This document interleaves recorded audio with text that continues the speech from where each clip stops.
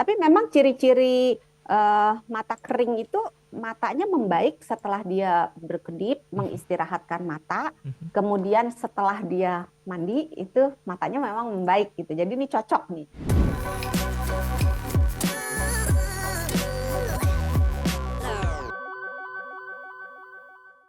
Dokter Santi, suami saya usianya 38 tahun.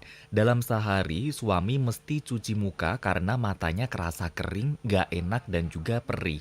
Dulu sempat cek ke dokter mata, katanya kandungan minyak dalam mata suami itu too much, terlalu banyak. Jadi misalkan suami lagi driving seharian dan udah mulai kerasa matanya kering, kalau ditetesin air, kalau ditetesin air, mata malah perih, jadi mesti cuci muka. Ini kenapa ya dokter ya? Iya, terima kasih Ibu Arni. Selamat malam. Pertanyaannya menarik nih ya.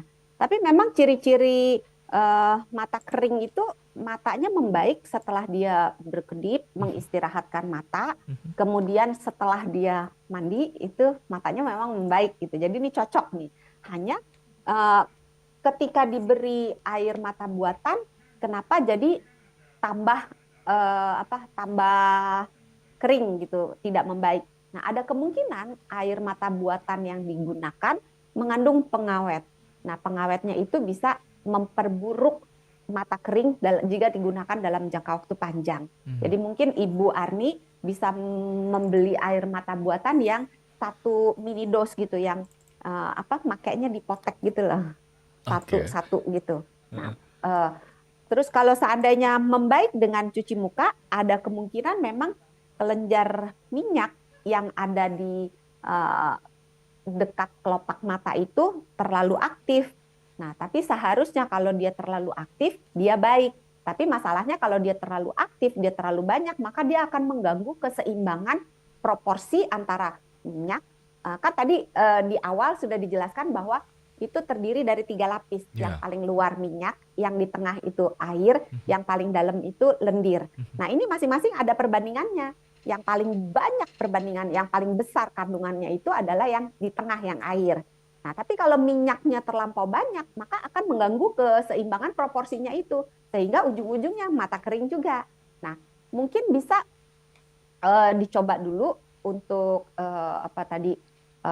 menggunakan tetes mata yang mini dos, kemudian kembali lagi ke dokter mata, Mhm. karena ada beberapa terapi lainnya lagi yang bisa digunakan, misalnya dengan menutup di bagian sudut mata bagian dalam yang dekat hidung.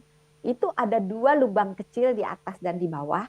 Itu Oke. gunanya untuk mengalirkan atau dalam tanda kutip membuang air mata yang sudah terbentuk ke belakang hidung, ke arah tenggorokan.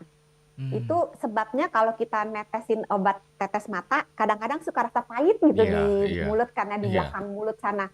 Disitulah air mata kita eh, keluar gitu. Jadi kalau nggak keluar kan, tiap kali kita ngedip air matanya dikeluarin, ngedip Iya. lagi air matanya keluarin, lama-lama banyak kan, nangis dong kita. Nah, supaya nggak nangis, maka oleh tubuh air mata yang terbentuk itu dibuang lewat 2 lubang itu. Nah, pada keadaan mata kering yang tidak bisa diobati, itu kadang-kadang diberikan sumbat di salah satu atau dua-duanya. Bisa sumbat yang bentuknya dari silikon yang Mhm. bisa dicopot-copot, Mhm. bisa juga dilakukan si lubangnya itu, muaranya itu